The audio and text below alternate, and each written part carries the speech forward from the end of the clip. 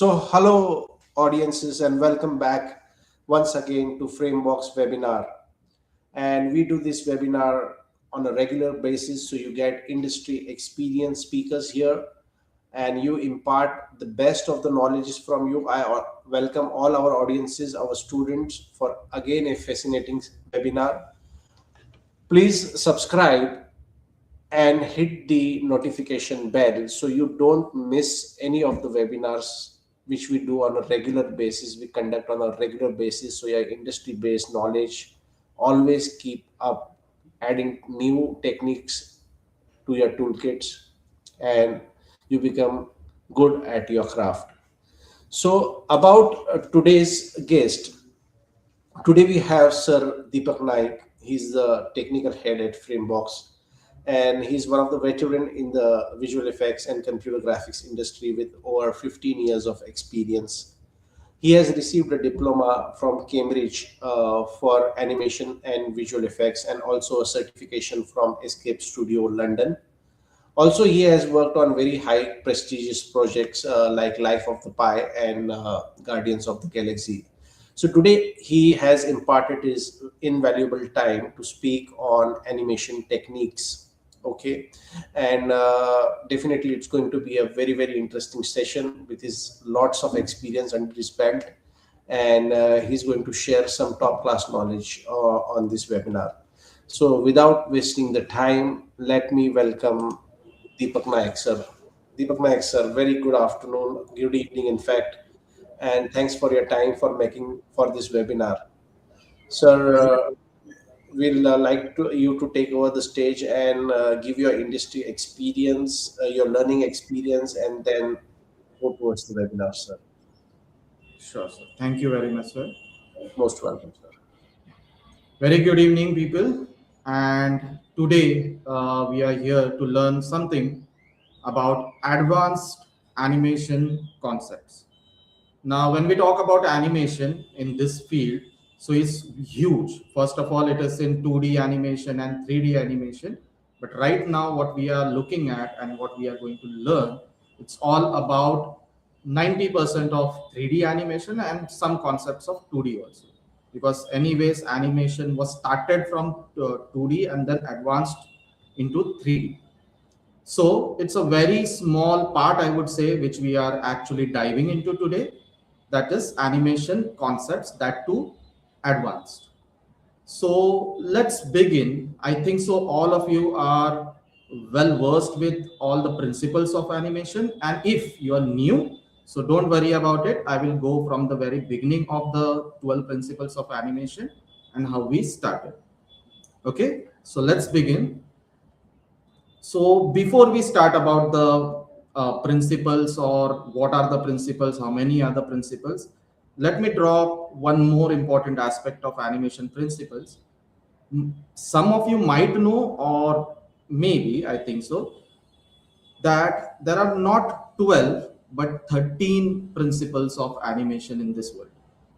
Okay, so the only 12 are there live in this world, people know about it, but there are actually 13. And why there is 13? Because if you know how the animation industry started, or this word started, that was from Walt Disney. It started to commercialize, I would say. It started from Disney. So there were 7 animators who started Disney, but there was again one person who was not exactly aligned with Disney, but he gave one more principle, and that we will learn at the end of our 12 principles. What is that 13th principle, which that animator wanted to be added in our 12 principles, or in his case, he says 13 principles of animation.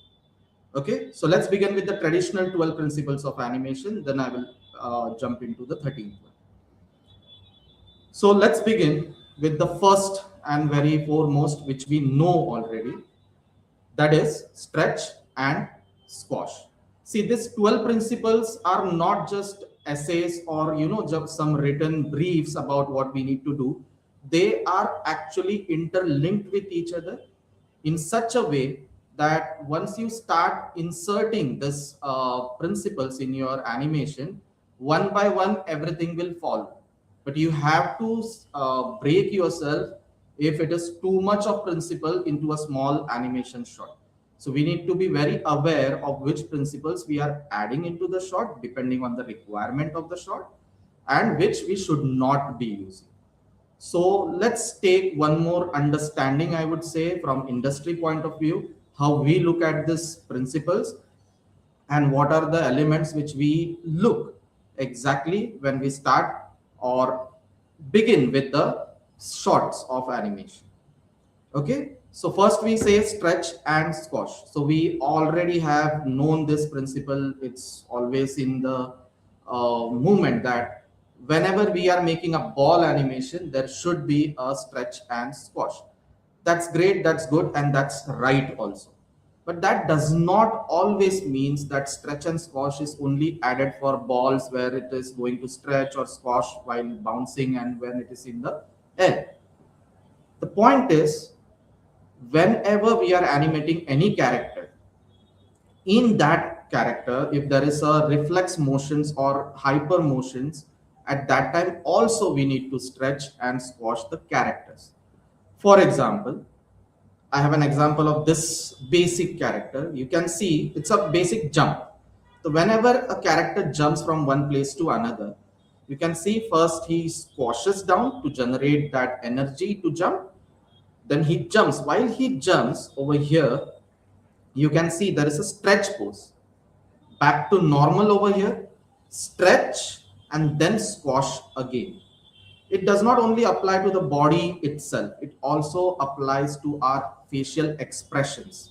So whenever we are giving a huge expression, I would say like shock, so what we tend to do in animation, in reality we don't do that stuff, but in animation what we do is we squash our face first to get that stretch for our extreme uh, expressions.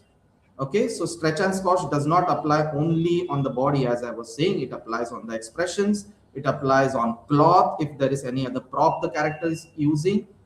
Also depends on what kind of animation we are doing. Like for example, when we say we do animation, so it's always not only for cartoonic film. Okay, it's also for semi-realistic also. So there is a limitation of which principles and how much of that principles we should and should not use while working under this circumstances. Okay, so when we play this animation, it will look like this. So because that one frame we have already added of stretch and a squash, you can see it looks a little bit more connecting, I would say, or little bit happy or calm to watch it. It looks perfect. It makes sense. So this is how we add stretch and squash principles in this animated shot. Let's move on to next one. The second one is anticipation. Now, majorly when we say anticipation, we occur to say that it's a preparation of action. So whenever a huge action has to be executed, we need to prepare for that action. So for example, if I want to punch someone, so for that punch, we need to wind back. Okay, we call that is wind back. So when we wind back to generate that force and energy to punch someone, so that winding back is called as anticipation. But when we say anticipation, it's for jump also, which we saw earlier in stretch and squash. So when we are jumping, we are actually squashing also, as well as we are winding up for that jump. So as you can see here, only two principles are linked with each other. Okay. But anticipation does not always means it's going to be preparation of action visually. Anticipation can also be done in music also. Okay, I'll have a great example. Whenever we watch any old Shah Rukh Khan movies, so what tends to happen? अगर violin बजना चालू हुआ है, that means अभी song आने वाला है. We know that. So that is also preparation of action. That is also an anticipation. Okay, the music also plays a very important role in anticipation. And why do we need anticipation? Anticipation is very wide in this industry, but let me give you one more example of anticipation, how we look at it. When we watch anything in front of you, let's take an example of a movie theater. You are watching a film, and while watching that film, what is happening, the science behind what is happening, that light is reflecting off the screen, okay, getting into your eyes through your retina, okay, then it's converted into the neurons. Your brain reads that neurons, and then acha, okay, this is a human being, or this is a panda, okay, this is a snake. So this process will take some time, okay. So it's actually, according to our research, it's 7 frames, okay. We need actually 7 frames on an average. I'm talking about, some might need 5 also, some might go to 10 also, but averagely 7 frames we need to understand what is in front of you, okay. So if it is like 1 frame also, we do understand what it is, but we cannot understand exactly what it is. Let's say मेरे आंखों के सामने से कुछ गया है, so we tend to see that is something went through. We cannot judge that was a fly or that was a mosquito, but we need 7 frames exactly, and on an average, to understand, okay, this was a fly, this was a mosquito, or any other bug we say, okay. So because whenever you're watching any movie on the screen, your brain or yourself are lagging 7 frames behind whatever is happening in your scene. So there is a rule in our animation. Whenever we start animating any shot, we never start it from 0 or from 1. We start it from 10th frame, because we give that gap so that when the shot jumps into your screen, people should understand, okay, this is a building, this is a car, and this guy is standing right in front of a car, okay, and then the shot continues. Otherwise it's like bombarding every bit of information on the face of your audience, and they get confused, like what is happening, मुझे समझ में नहीं आ रहा shot में क्या हो रहा है. So for that also we need anticipation. This is also preparation of action. So what we tend to do is start the animation late a little bit, so that we give time to the people or the audience to understand, okay, this is the scene and let's now move on to the action. So that is also a part of animation, okay. So if you see here, I have one example with the time frames. So he's going to just bang the chair, or sorry, the table right in front of him. So on the first frame, you can see he's like winding up, goes up, okay, ready to slap, almost ready to snap, and the thumb snap. And then there is the follow through for that slam, because it's a very hard slap on that table. So there is also a follow through. So the straight action, because of anticipation, is right now looking good, I would say, or like now making sense for that animation. But it's not always there is only one anticipation. There is anticipation for anticipations also.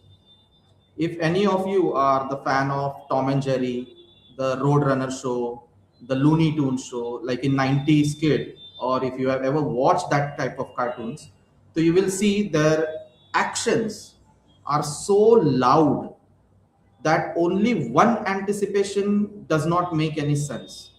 तो उसमें anticipation का भी anticipation होता है, okay. So here is one example, okay. So this character right now is standing still.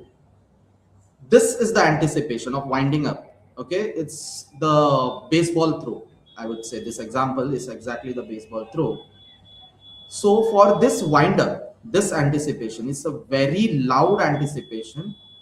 To make sure this anticipation looks good, we need a pre-anticipation or anticipation for an anticipation. So you can see this guy standing still, coming in front for this anticipation, then anticipate it, and then the action gets completed. Okay. So if you have ever watched that Roadrunner show also, you will also see the coyote, that character which is there, who is behind that Roadrunner, also does this exact same thing before he runs. He winds in front, then winds back, generates that energy, and then starts running. So it's not always one single anticipation, it might also be double anticipation, right now हम लोग third anticipation तक नहीं पहुंचे अभी तक, because that much loud animation नहीं होता है. But still, if there is, we might be adding that also, that anticipation, the pre-anticipation also need one more anticipation. Okay, but it should be very quick, but otherwise it will not look like a very seamless shot. It will be like 3 or 4 motions coming behind the actual shot. So you have to play very carefully with the timing also before we nail this particular anticipation and double anticipations. Okay, so moving on to the third part, that's the third animation principle, staging. Now, this is, I would say, focused towards the direction or the cinematography, how that shot should be presented so that audience can see. See, whenever there is a shot in animation, there are many objects or elements in that scene, like buildings, parks, people, cars, dogs, anything, plants.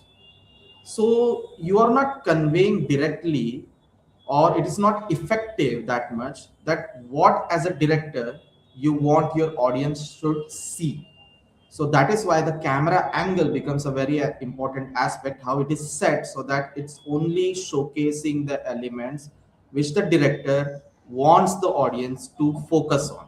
Otherwise, you are just looking at a scene, a large scene, and every eye on the screen is looking at different object.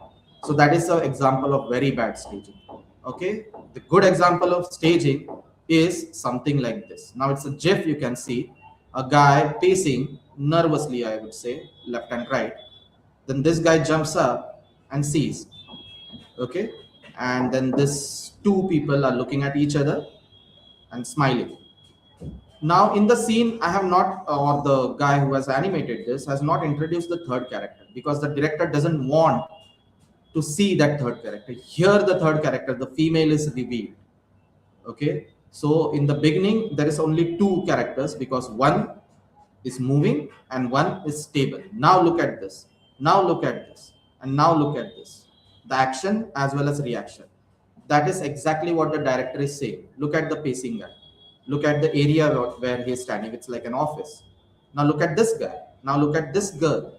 Okay. So here the director has total control over how the animation is moving.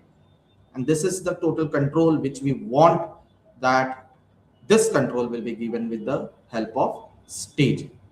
Okay, and here's the example of bad staging. I have taken a very simple example for bad staging, because this character, the very on top, is eating an ice cream. Okay, you can see the first example where its silhouette is black, yet it's very easy to understand, okay, still he is eating an ice cream. But on the second example, you can see the camera is directed in the front area, and in the silhouette, the ice cream is completely hidden. The body of that character is completely hidden. We cannot understand exactly what he's performing, I would say. So that is again an example of bad staging. But staging does not happen only with a character's placing sideways. It happens with the camera, it happens with the movement, it happens with the zoom in, zoom out, focus, defocus, and many things. Okay, so we just need to remember that exactly what you wanted to show should be in the screen, other elements should not be there. So this is the third principle called as staging. Fourth principle, that is straight ahead action or pose to pose. It's basically a principle also, but it's a way of animating. Okay, like straight ahead action or straight ahead animation means, let's say when we are working on any film, okay, only two are the lucky people who does not have any frame before them and any frame after them. That's the very first shot of the movie, and that's the very last shot of the movie. Other than that, every shot whatever you will animate, somebody else will be animating the shot before you, and someone else will be animating the shot after you. So you, let's say the TL comes to you and says, or the director comes to you and says, okay, we have an animation of a person sitting on the chair, I would say, getting up, going out, opening the door, and going out. That's your animation. and you have exactly 150 frames to complete it. Okay, so let's say if I start with straight ahead animation, I'll make the character sit on the chair. Then I will add one key pose where he stands up. I will add another key pose where he starts walking. I will add another key pose and then do the in betweens and start. But maybe because I have not yet started pose to pose, I have started straightforwardly, it might end up adding some frames, like let's say at 170 he reaches at the door. That's not the case because the director said clearly at 150 that character should be outside the door. Or it might also happens at 130 the animation is finished. So we are nobody to say okay ये shot 130 का ही होगा या ये shot 170 का ही होगा. No, it's already been derived and it should be at 150. So at this moment, the upper method, that is straight ahead animation, fails. Then comes pose to pose. Now, what pose to pose says, or the way of animation says, draw or in our cases in 3D, animate the first pose or create the first pose, or go to 150, create the last pose, and then add in betweens, and then add in betweens, and then add, go on adding in betweens and create your animation. So we know from the beginning exactly at 150th frame, the character will be outside the door. So why people does not use a straight ahead? First of all, it does not exactly ends where we want. Even people who has 20, 30, 40 years of experience still think twice jumping to straight ahead. That does not mean straight ahead is not used in the industry. People do use straight ahead animation, but it's safer to use pose to pose action so that it starts and ends exactly where we have the control over it. Okay, but yet sometimes while creating fluid fire, water splash, okay, for that there is no particular exact pose. Okay, yahi way hai that waterfalls, this is the only way how the fire works. So that is not the case. Every time it is a random animation and random shape. So there it's okay to use straight ahead. I will say okay, no, it's the best option to use straight ahead action rather than pose to pose. Okay, so this is a technical part of this dual principle, but yet a very, very important one, how you are looking to start your animation. Okay, moving on, follow through and overlapping. For many years, I have seen people getting confused exactly what is follow through, exactly what is overlapping. They both are one, but not one. Okay, let me give you one example. Okay, so I have this one where a giant sphere is dragging a small sphere behind it. So you can see when it stops, the lower sphere still has some movement in it and then it settles, then it stops. This, while the main object is stopping, still the other object has the movement, that is called as follow through. Okay, and overlapping action means basically हम लोग industry में इसको बोलते हैं drag. Okay, so that drag part is when the main sphere, the big sphere, is moving and there is a little drag, there is a little delay of the movement of the second sphere. You can see it is coming little bit slower than that. That drag is overlapping action. Okay, the delay in how much time it will be dragged behind the main object, that's your overlapping action. It's as easy as it becomes in this example. Another example can be a rabbit's ear. Another example can be an alien who has an antenna on top of his head. Okay, so all this actions when the character main object moves and the other object still continues to move when the upper object or the main object is settled, that is your follow through. And what delay it is happening, that is drag or that is overlapping action. Okay, so then we come to know, okay, that's a string, that's not a rigid object, that's a overlapping object, it's a drag object, it's a soft object, so that it has that given feeling to that action. Okay, now we understand what that character is. It's not stiff, how much softer it is, how much harder it is, that is exactly showcased through this principle. It can be anything. It can be that cloth what Superman is wearing, the Batman is wearing. It can be any piece of cloth. It can be a piece of jewelry on a woman's ear. Okay, anything, even the ponytail. Okay, so these delayed action adds realism to your scene and gives a better experience, I would say, for the audience to watch your animation. Okay, so moving on to the next principle. Now, this principle is, I won't say any principle is not basic, but still it's easier to understand. Slow in, slow out, also known as ease in, ease out. That means whenever an animation happens, it should start slow, end slow. Depends on what is being asked. Now, when we say a bullet is firing from a gun, there won't be any slow in. It's not going to come out slow and then take speed and then vary out. Okay. So, a bullet hitting a person is no slow in, slow out. Okay. But a bullet shot mid-air, okay, will not have a slow in, but it will have slow out because gravity will slowly drag, pull it down, the air pressure, the molecules, atoms present in the air will always drag it out, and somewhere around after, I don't know, like 5 kilometers somewhere, it will stop. Okay, so there will be a slow out. So depending on the scenes and depending on the actions, slow in, slow out has been added. Okay, sometimes you don't need any frames or timing, I would say, not frames, the timing to extend. If you need to add slow in, slow out, you just need to adjust the curves. I think so whoever is working with the animation or worked with animation knows what curves is. Any software like 3D Maya, Max, or After Effects even for that matter, so we have worked with these curves. If you're not, you will come to understand how the curves works. So only little bit frames needs to be adjusted. If you look at the first frame, it's divided properly into 5 to 6 sections. So there will be a straight ahead action or the linear animation we say. But when it comes to little bit, you can see it is squashed here. The keys are close enough.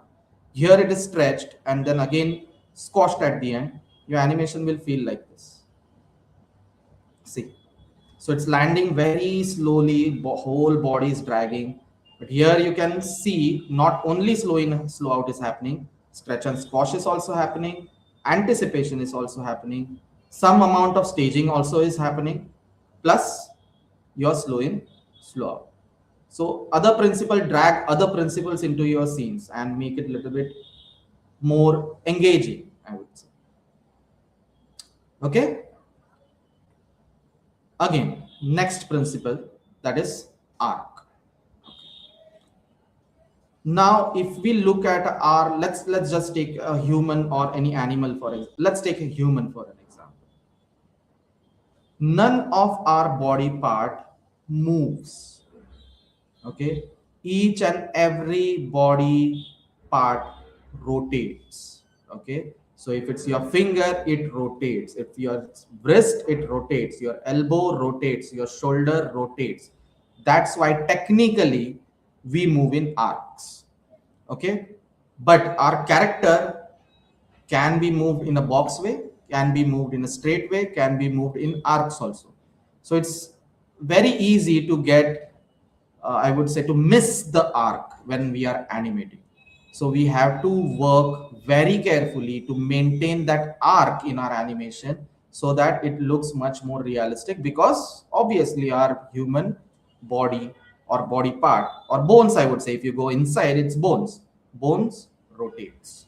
Okay, so whatever action is happening, it should be in arc, and it happens in arc. When let's say some cricketer is hitting six, so it's in arc. Baseball throw, it's in arc. Okay, your ball animation is in arc. So every action we do, it's in arc. So we must follow that arc action so that it looks realistic. Okay, the arc does not only applies in animation, it applies in the pose also, which will come to later part in this. Moving on, secondary action. Now this is the principle which many tends to leave. Okay, but I think so this is much interesting principle to work with. Okay, because directly you are not saying something, but indirectly you are giving a very strong expression of what you do. In simple way, secondary action means whatever your primary action is doing it, and secondary action is supporting. Let's say a character is walking, that's its primary action or primary movement, and he's whistling, so that whistle becomes your secondary action. So the whistle gives you that impression, okay, this guy is in a happy mood, or in a neutral mode, or enjoying his evening walk. If a character is sitting doing nothing, even blinking, even breathing becomes the secondary action. But these are very smaller secondary actions. We need loud secondary actions also. So if you look at this particular example, you can see a female who is standing there, and there is some, I would say, fan, high speed fan, or wind blowing out of the window, coming inside the window, and the papers are moving. So she wants to open her hair and enjoy that breeze, I would say. But you can see when she opens up that hair, she gives a little nod.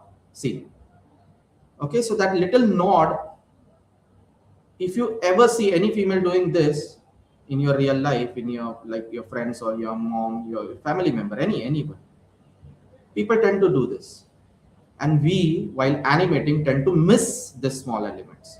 Okay, so now that little nods also add to that secondary action. Okay, she is literally enjoying now. Okay, let's take this example. Okay, a female is there and saying, no, I'm not angry at you. On the another thing, she takes a knife and chops the, I would say, lemon, it is lime, in a very angry chop. So the primary action says, no, I'm not angry at you. But the chopping action says that's sarcasm or no, right? So this is secondary action, where secondary action is louder than the primary action. So without actually animating, you are actually showing much more bigger picture for the given example. Let's say many of you might have gone to the gym, और कभी ना कभी अपने friends को देखा रहेगा gym में, या कभी ना कभी 1 जनवरी को एंट्री तो मारा रहेगा जिम में. So whenever you go to gym and there is some guy who is going to pull out a very heavy workout, or a very heavy dumbbell, or very heavy rod, okay, weight, I would say. So you will see that people is dancing around, like losing the shoulder, losing the hand, rubbing the hand together. So these small action, this secondary action gives you that impact. Okay, whatever is going to happen now, that's pretty heavy, that's why this guy is getting ready, and audience is also getting that part. Okay, whatever he is going to do, it's pretty heavy. Okay, that's why his whole body is shaking, and he's getting to ready to get that thing up. Okay, so these secondary actions actually shouts much more louder than the primary action, and that's very engaging to animate also, or very fun to animate also, because it adds sarcasm, it adds little fun to the simple going animation, I would say. Okay, moving on, timing and exaggeration. So timing, it's very easy to skip, very easy to manipulate, but it's very difficult to contain.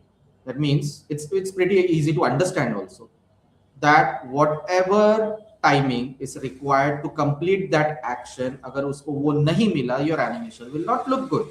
Let's say a 10 kg metal ball is falling from 10 feet of height. It will take almost or less than a second to fall on the ground.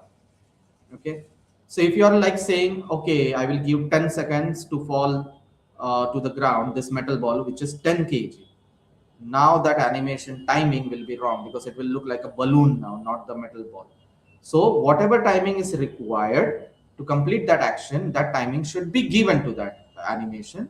Otherwise it will not look like the animation which you are willing to do. Okay, and ये next principle हमको अलग से बताने की जरूरत नहीं है. This is exaggeration. Hindi में उसको एक बेसिक एक और वर्ड है वी से इन इंडस्ट्री, दैट इज बढ़ा चढ़ा के बताओ. Okay, exaggerate it. If he's sad, make it like sadder. Okay, or broken, heartbroken. Tom and Jerry, Roadrunner show, again the same example I will come to, because I grew up watching that kind of cartoons. So Jerry throws an iron on a face of Tom, and his the face of Tom gets like an iron shape. Okay, so that is exaggeration. And before, like in 1970s, 1980s, animators in Disney, animators in Warner Brothers used to fight with each other. कौन कितना ज़्यादा exaggerated cartoons बनाएगा? They used to fight like that. Okay, I will give this much amount of exaggeration. Tom and Jerry बना दिया. I will give this much amount of exaggeration. There was one cartoon which is called as Red Hot Robin Hood. Okay, so in there is a wolf, werewolf. So you can also understand what kind of exact, you can watch it on YouTube, it is there. So you can watch that kind of exaggeration. People were competing कौन कितना exaggeration करेगा. Okay, so it's a very fun element to explore while we are animating. There is no limit for this. Exaggeration does not have any kind of limit. कितना भी उसको हम लोग खींच सकते हैं. We can stretch it out, we can compress it, and obviously if you see Tom and Jerry, even the child, even person in 20s, person in 40s, or even the old people do enjoy Tom and Jerry, because that's how neutral and exaggerated and fun to watch it is. Okay, so if ever you are stuck in any kind of animation, any kind of short, सिर्फ Tom and Jerry देखो, I would say your answers will be right in front of you. If you want a little bit more into it, go for Warner Brothers Looney Tunes show. Okay, that is more than enough to animate any kind of shots. All right. So coming on to next principle, solid drawing. Now the word itself suggests drawings. That means this was mainly, or this is today also mainly for 2D. Okay, but we can apply the same principles in 3D also. So what this principle says, draw your characters like that it does not look flat. Okay, it looks, it gives a three-dimensional illusion in 2D. Okay, in 3D though we have actually the 3D, but yet people tend to do flat poses in 3D also. Okay, I can here there is one example. Now we call it as twins, or we call it as symmetry also. Okay, the character divided in left and right, you can see both his hands, both his legs, even the spine is perfectly straight. So this is creating a mirror effect or twin effect. Okay, and if you break the symmetry on the other example here, you can see the neck is a little bit tilted, the shoulders are up and down, the hand is not at the center, the pelvis is little rotated, the feet is little bit, the right leg of the character is a little bit in front, the left leg of the character is a little bit backwards. So these elements add more fun to watch, or it's breaking that symmetry.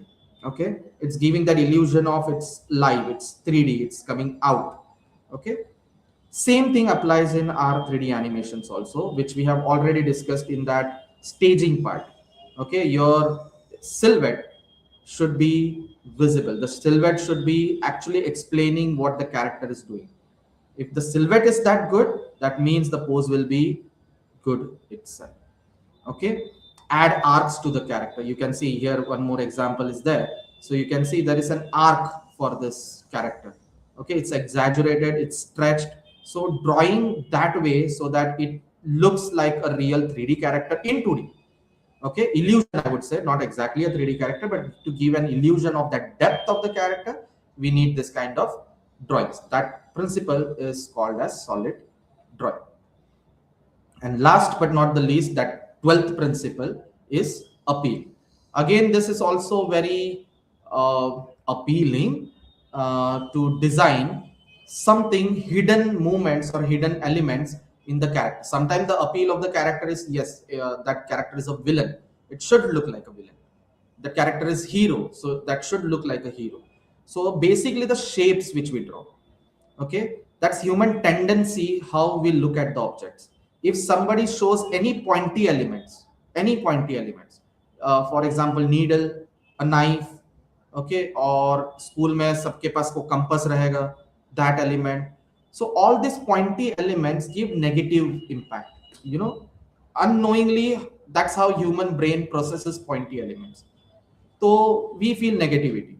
Okay, imagine a nice house at your dream location और आपके village में जो आपका एक घर है उसमें वो जेल वाला फेंसिंग दैट पॉइंटी फेंसिंग अगर हम लोग लगा दिए तो what will happen that will not give a nice vibe it will look like a jail itself but if we add the wooden fencing like it has curves it has shapes it's boxy so it will give a nice cool connection to that house so that's how appeal works okay एक हम लोग ने तो break down किया है that pointy elements looks negative so I'll add one example here okay this is a short film called as Big Bug Bunny and I guess I don't remember exactly at what year this was released, but this was the first film in Blender they made.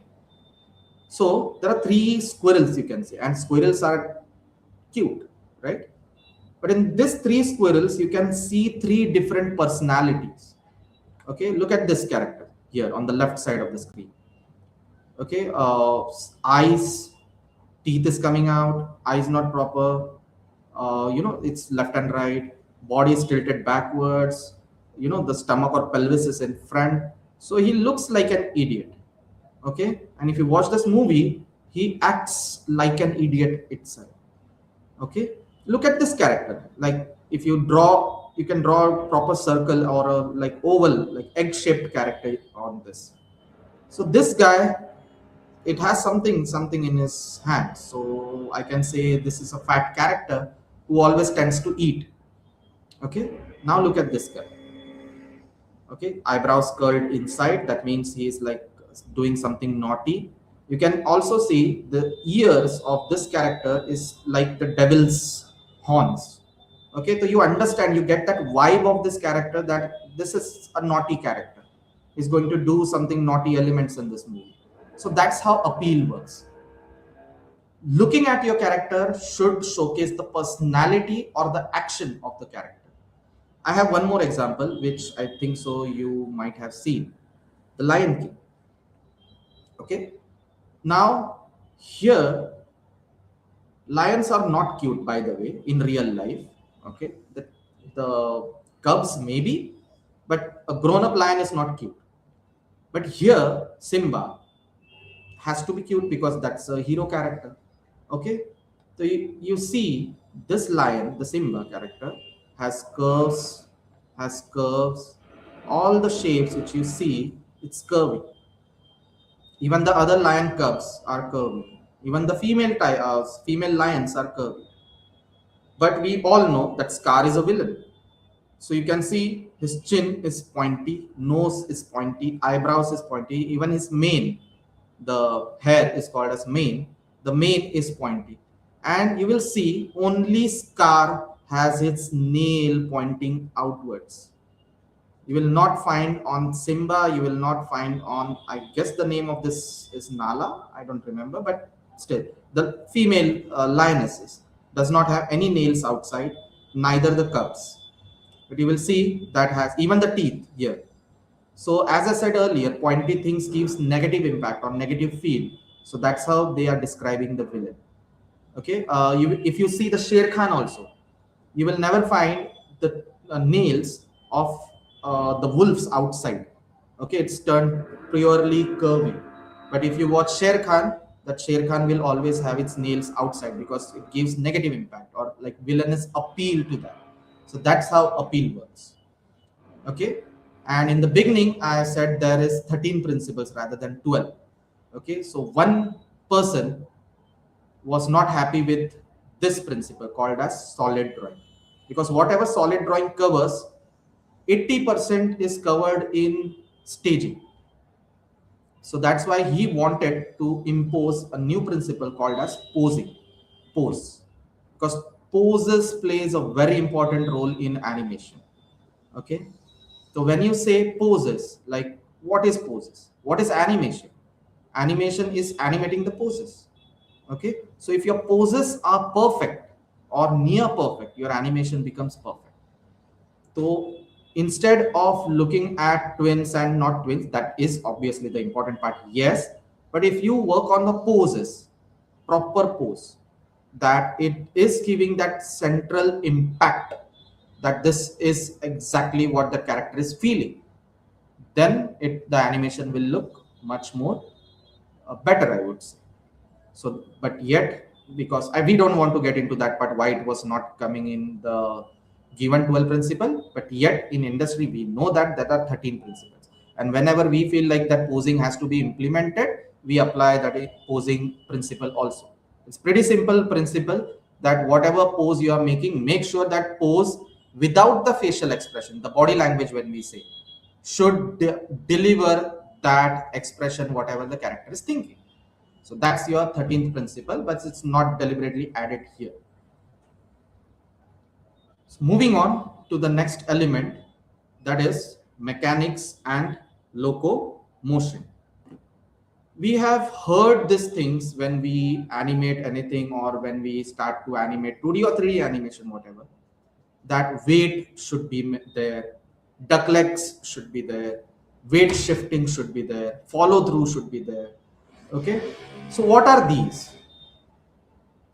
Whatever character, let's take an example of character. I'm not saying human, but a character. So whenever we are looking at a character or making a very simple animation like a walk cycle or a run cycle, so in that walk and in that run, we should understand, the audience should understand, okay, now looking at this character, I can judge he's somewhere around 50 kgs. Okay, looking at this character walk, I can understand he's like 90 or 100 kgs. Okay, like obese character. Okay, but many of the time when we used to watch at people showreel for placement purposes, or for joining purposes, we used to see there is no weight actually added. ऐसे लग रहा है that character is walking on a moon or in a space where the pelvis is going up and down, but can't feel the weight. Okay, you can do this simple example of standing on your both the legs and try to lift one leg without moving the pelvis. That's not possible. Okay, we have to take all of our body weight into one leg, then only we can lift the other leg. So these simple elements add that there is a weight in this character, because when you make your character walk in 3D animation or 2D animation, he can walk in space also. You don't need a solid ground to make that character walk, right? Because we are animating it. If we don't add breathing, the character will not breathe. Okay, but still it can manage to move. But with that's not right now. When we are animating, we need to add blinks, we need to add breathing, because that's how human works. If you're that locating like a realistic character, even you're animating a chair, and still you need to show that breathing, because that chair is not working like a chair. Now that chair is working like a human, because it has expressions, it has emotions, it has everything like a human that human can read. So that chair should behave like a human.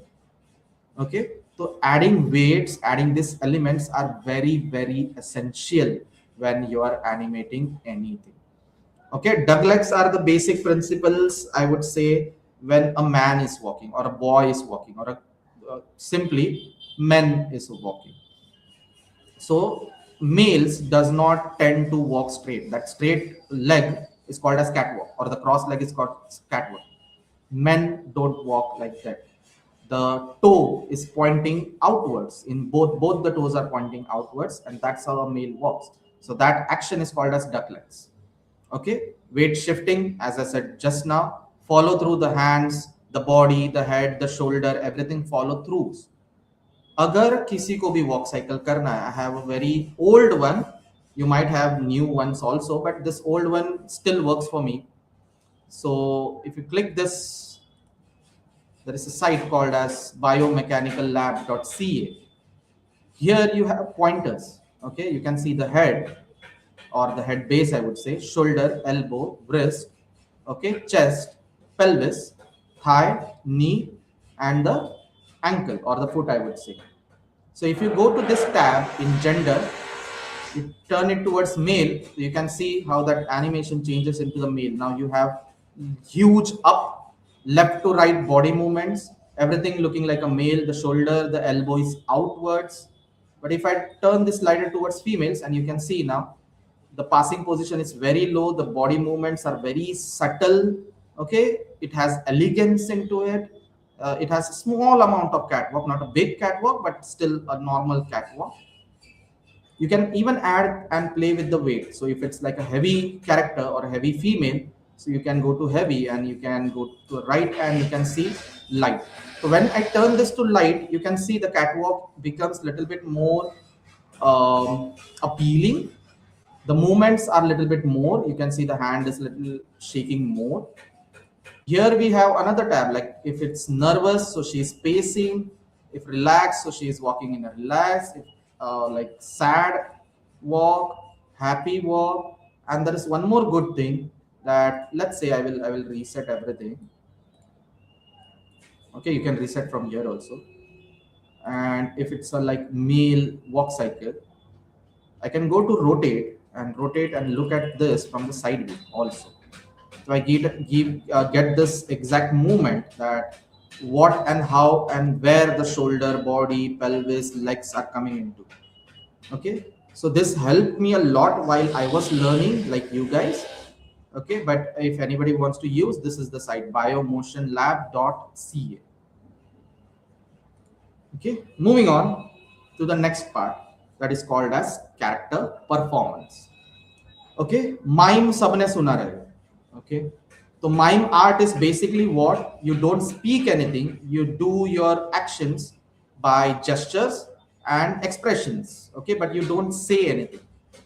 Your animation is also like that. Whenever you are moving or animating a character or animating a shot, if that character has some dialogues in it, कोई भी animated world class animated movies देख लो, like कung fu panda, ratatouille, any of this cartoon movies or animated 3D feature films, if you mute the audio, still you will be able to understand the whole plot of the movie and what they are doing.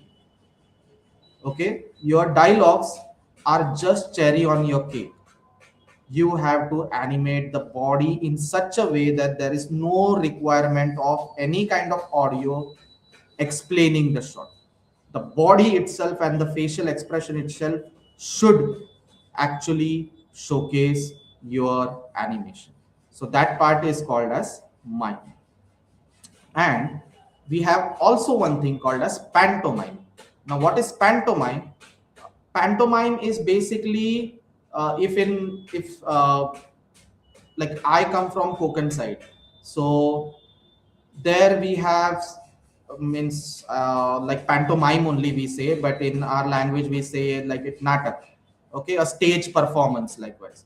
So in that stage performance, there are singing, dancing happening, exaggerated movements happening. So this is a Christmas panto basically. This was shot in London, when during the Christmas time there is Christmas panto. So there are people dancing, slaying jokes. Sometimes it goes to slapstick comedies also, a fairy tale also in that cases. And during Christmas time, it's majorly depending on Christmas themes only. Okay, so it is a mixture of mime, but it has audio. Okay, it has dialogues, it has singing in it. Okay, so that's a different example called as pantomime. So whenever we speak about when the supervisor or the director comes and talks about how the animation shot should go on, so these are the two principles I would say when we talk. Okay, it's a mime shot. Mime shot means your body is explaining so much that you don't need dialogues. Dialogues might be there, but you don't need dialogues. And pantomime shots are those shots there where we need that dialogues. Okay, some emotional things are going on, like in Kung Fu Panda, the conversation between the father and the Pooh character. Okay, at that part we need pantomime, because that time that words what we are hearing are much more important than the body language. Body language is there, but still we need that wording. So that's pantomime. Okay, and there are great examples of this mime and pantomime. Like we all know these characters: Charlie Chaplin, Laurel, Hardy, Lloyd. Okay, so these all characters have broken their bones, shattered their bones, I would say, for us to deliver this kind of things. And today also there is one Rowan Atkinson, if you know, he was like for Mr. Bean character. Okay, so Rowan also has done the same elements which this influencers, I would say, the influencers of animation or this kind of performances they have given. Okay, so if you follow these videos also, you will also get an intermediate between a realistic animation and a cartoonic animation. Okay, so loud movements, loud expressions, and fun comedy. Moving on, we have seen some pantos or panto cartoons, I would say, in our childhood. Like in this example, okay, this female is putting something in her mouth to eat, but there is a delay in her action. She eats, she consumes it, she chews it, and later on she understands. It's like looking at her facial expression, you can say it's not good or it's not tasty, so she just throws it away. Okay, then she gives this disgust expression like blah through. Okay, so that this action without any dialogue is crystal clear for the audience that whatever she ate is pretty disgusting. It does not taste good. Okay, no need of dialogues.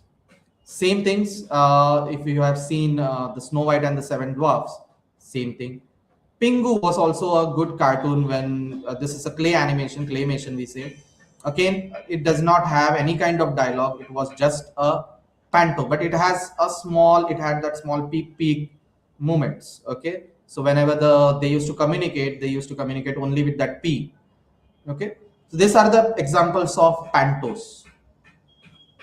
Moving on to something called as body language. Now, what is body language? A very good animator, his name is Cliff Notberg. So he used to animate the characters in 80s or from 70s to 80s, 90s. So Flintstones, that kind of animations he used to draw and sketch. So you can see this is a very simple drawing of Cliff itself. So he drew just the lines. It's not proper. The thumb is not proper. The body is not proper. The proportion is not proper. Still, you can clearly says or clearly showcases what his body language is.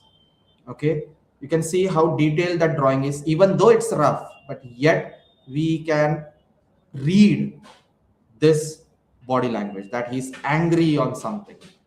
Okay, so no need of words. That's how strong your body language, and this is the exact posing principle I was talking about.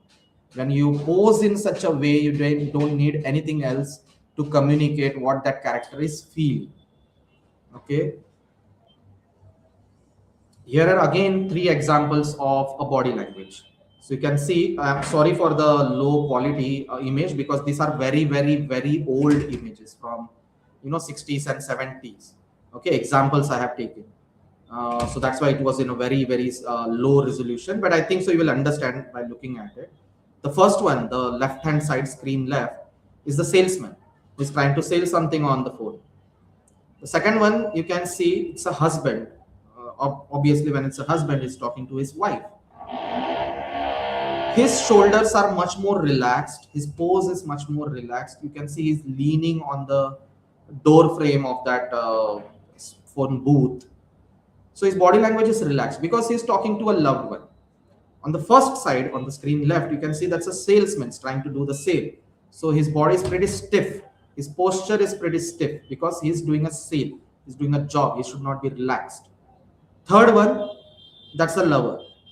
Now, why it is lover? Because husband is relaxed because he's talking to a loved one, but he does not have anything to hide. But if it's a lover, he or she has many things to hide.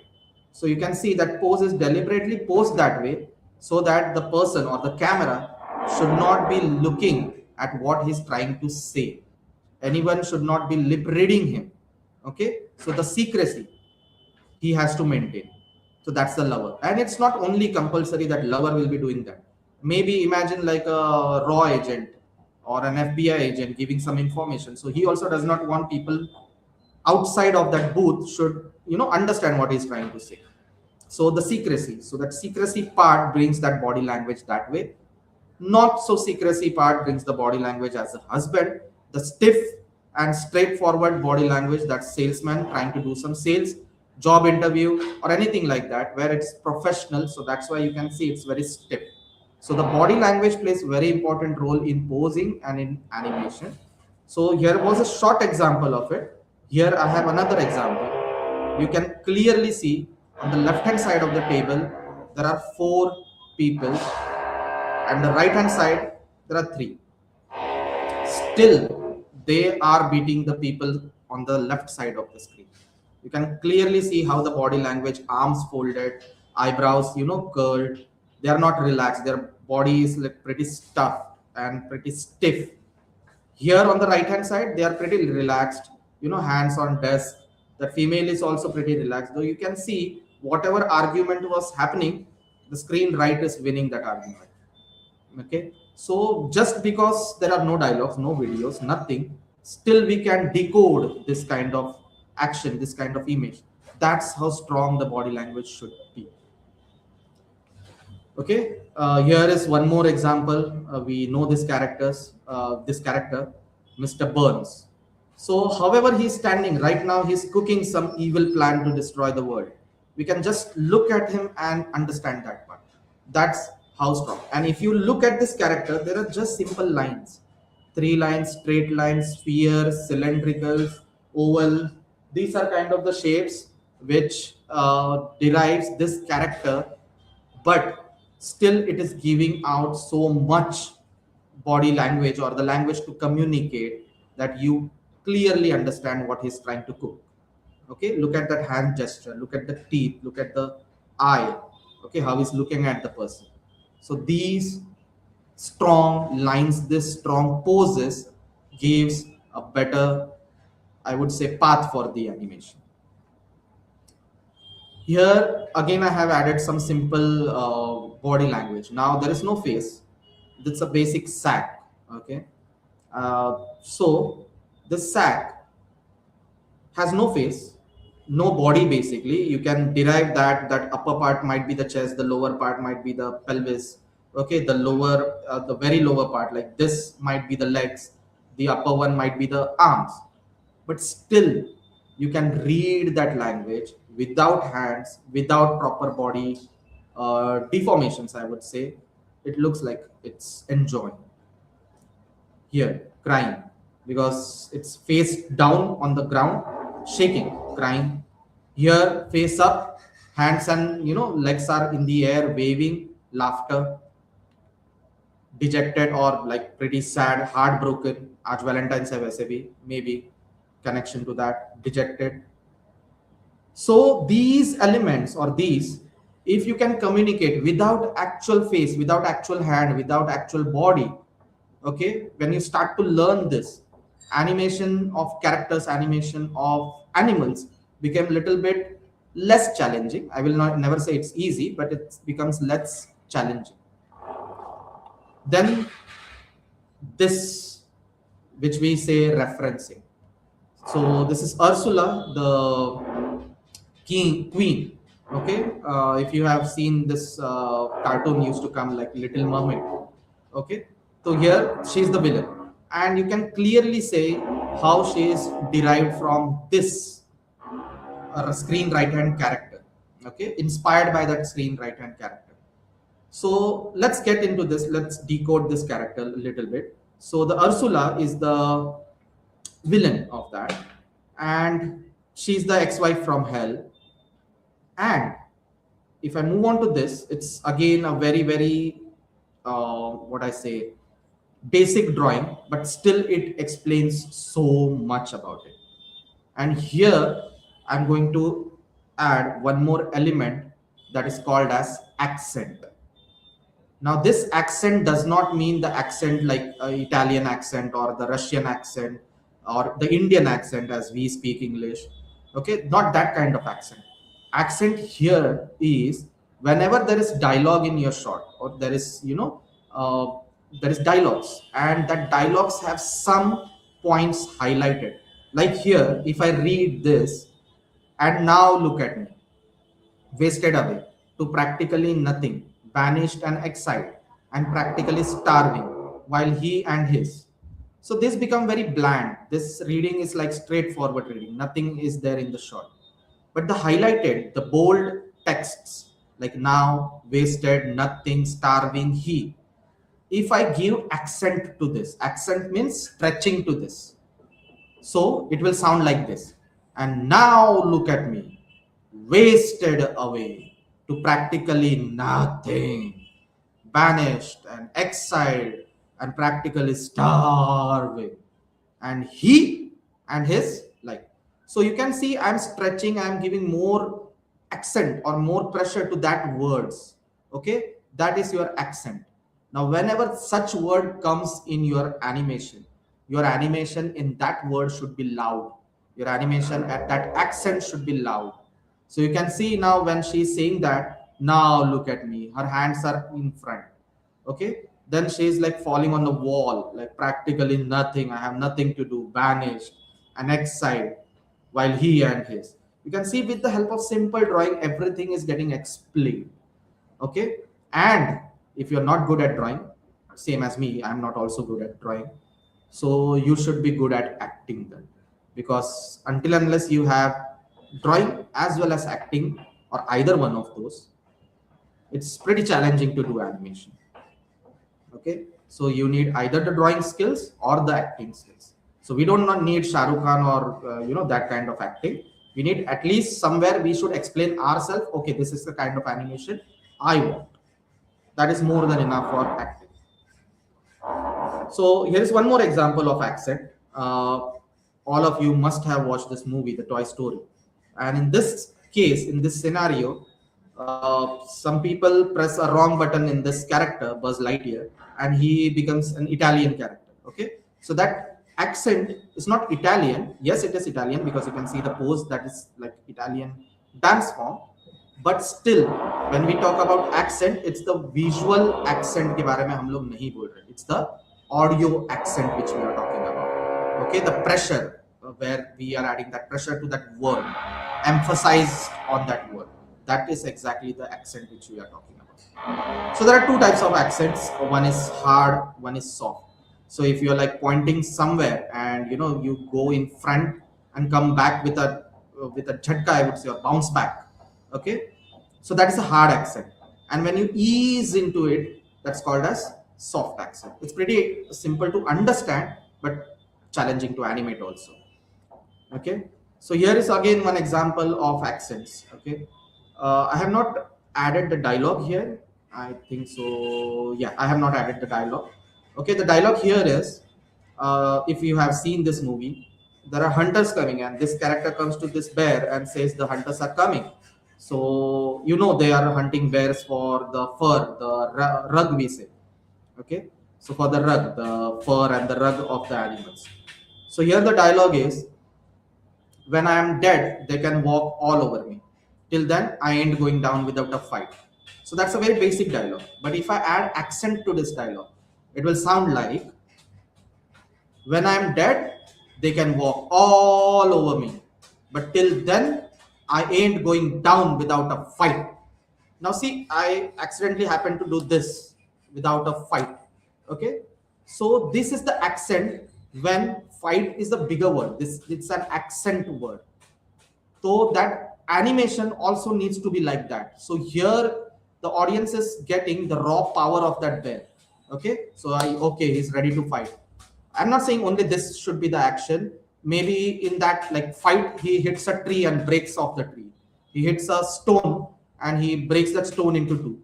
So here, through secondary action with the accent, you're showcasing how strong this bear is. And when the hunters are coming, you can see now that's going to be a great fight. Okay, so that accent has to be animated. That accent has to be given justice through animation. Okay, so dialogue as well as animation goes hand in hand, and in accent it should be loud, it should be bigger, it should be bang on. Okay, that's how accent works. And last, a very last topic, that's a take. Now what we say about a take is whenever we are hitting an expression which is there on the screen for longer than 1 second or 2 seconds. That's a take. For example, this to fast expression change or fast expression which you see on screen, that's a take. Okay, so when we say in the industry, I need a take of this expression, so in that means the expression should stop, the camera should stop, that expression should be visible to the person or to the audience. Okay, here is the another example of take. Okay, so again Cliff Notberg, so he's shouting hey. Okay, so you can see how big and loud that shout is. So expression is also changing in a drastic way. Anticipation is happening, is acting, then it's getting drowsy also. So everything is happening here, so the camera should actually capture this part. So that's why you can see the shot is also a medium shot or near the shoulder shot, so that the expressions are captured properly. Here is another example of Pluto giving a take, that is expression change.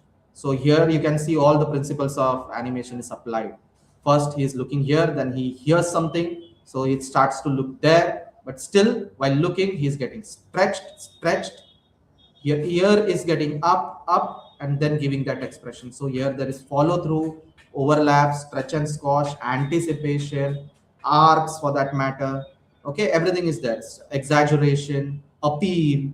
Okay, because when we, if you have seen dogs, the ear down is kind of relaxed, the ear up is kind of active.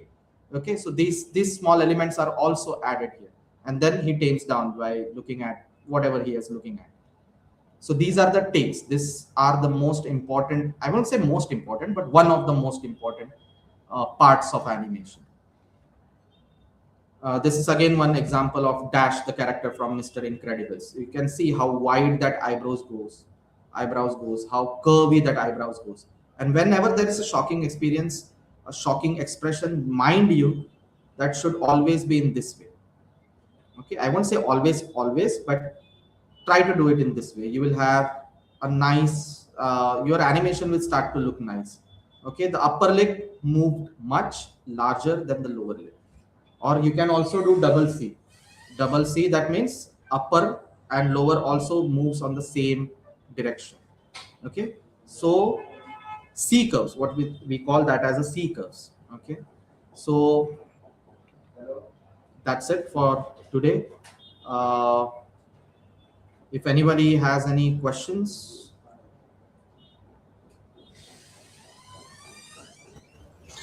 A fantastic session, sir. And we have a couple of questions from the student.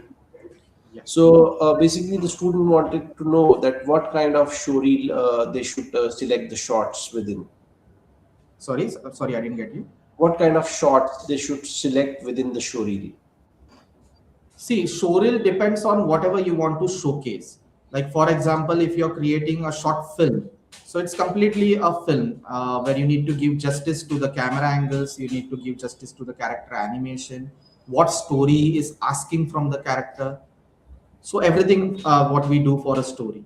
But if you are doing a short, it should never be of a walk cycle or a run cycle or five dynamic poses. This should Okay. not be I'm sorry, that should not be added anywhere in your showreel, because that is considered as very basic portfolio.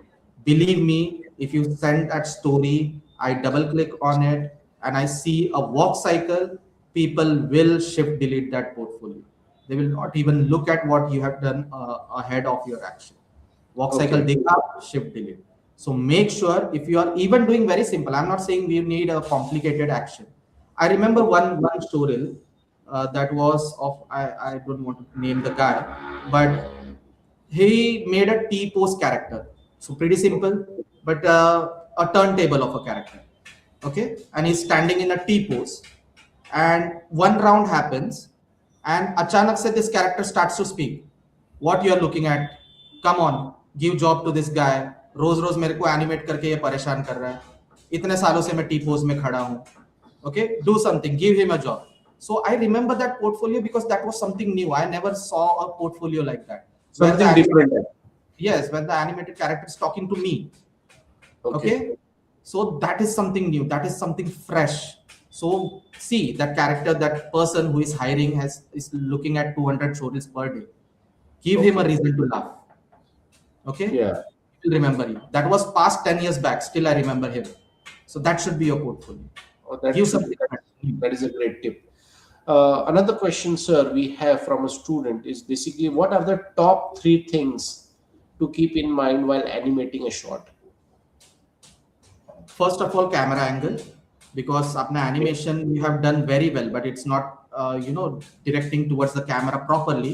So camera angle, weight, that is the second Okay. most important part, and the principles which are required for that shot. These are the three main elements you need to add. Then afterward comes everything. That's, as I said, the cherry on the cake. These are the three basic elements which always need to be added. Okay, sir. The third and the last question is to experience all the principles of animation. Which movie would you recommend, which can give a complete idea on these principles of animation? uh, Snow White and the Seven Okay. Dwarfs. Roger Rabbit is also there. It's a very old film. Yeah, Roger Rabbit. Tom and Jerry is there. If you Tom watch and all Jerry. the episodes of Tom and Jerry, it covers basically the whole animation. And on 3D side, any names, sir? 3D side, yes, Kung Fu Panda, Okay. Ratatouille, and any 3D films of Pixar or DreamWorks. They are complete with all the principles which you need to see. Even one shot also, even like if you take 15 seconds of any Pixar or DreamWorks movie, it will explain everything to you, whatever I am talking about today. Okay, sir. I think we had all the question answered and a wonderful session, sir. Thank you Thank for you. your time, and it was pleasure listening to you to understand all the techniques of animation. Thank you. Thank you very much. Thanks for your time, sir. So, audiences, be subscribe to the channel and ensure that the notification is on so you get this industry standard training exclusively on our webinars continuously, and you get those videos in your pocket through notifications, and you don't miss on the industry knowledge. So I hope you enjoyed a fantastic session on animation today, and we will be coming with a lot more sessions on industry expertise and training with our new guests with a lot of webinars. So please subscribe and get notified. Thank you for being there today. Have a nice weekend. Thank you.